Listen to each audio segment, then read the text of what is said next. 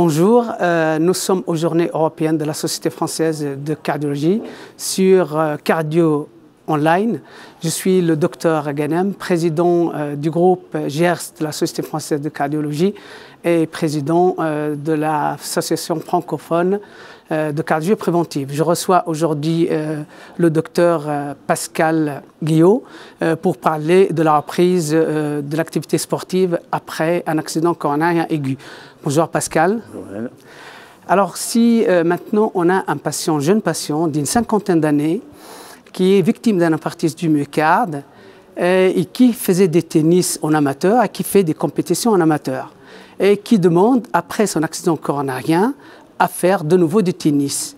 Quel bilan peut-on lui faire ou doit-on lui faire? Alors les choses sont assez bien codifiées. Plus encore qu'un autre patient, on doit insister lourdement pour qu'il fasse une réadaptation cardiovasculaire, au cours de laquelle quelques points particuliers seront identifiés. Donc de savoir s'il reste symptomatique à la suite de cet infarctus, rechercher ses facteurs de risque pour les corriger au maximum, s'assurer qu'il a le traitement recommandé dans sa situation, l'interroger sur son niveau de tennis jusqu'à présent, quelles étaient ses performances et quel projet il avait et il a encore, et puis ensuite d'évaluer sur le plan fonctionnel avec un test d'effort cardio-respiratoire idéalement maximal et puis limité par les symptômes ou l'épuisement, évaluer sa fonction ventriculaire gauche, sa fonction systolique ventriculaire gauche et rechercher des anomalies de la cinétique segmentaire. Et puis dans un bon nombre de cas, s'il envisage une reprise de haut niveau, un enregistrement Holter comportant une période d'entraînement physique à la recherche d'arythmie ventriculaire. Alors que disent les recommandations européennes à ce sujet ? Pour ce patient spécialement? Alors pour ce patient qui veut reprendre la compétition, même si ce n'est pas un sportif professionnel, il y a des recommandations, mais pour tous les patients en tout cas, on doit rechercher l'ischémie. C'est le facteur primordial, donc on recherche l'ischémie par un test d'effort.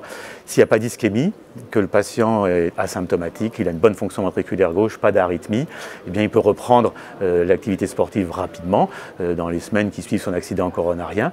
Après la compétition, il faudra l'envisager plus tard, après une revascularisation. En général, on dit au moins 6 mois, plutôt 1 an, mais au cours de cette année-là, il ne va pas rien faire, il va s'entraîner, mais il restera toujours dans un niveau d'effort inférieur à ce qu'il pratique en compétition.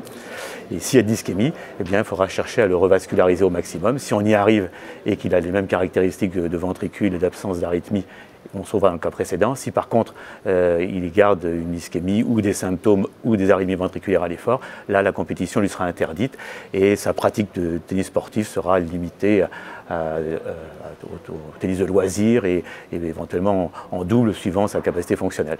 Et si on admet que ce patient a nécessité une revascularisation myocardique?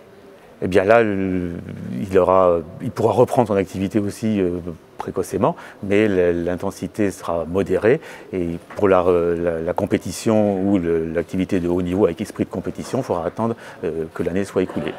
Merci Pascal.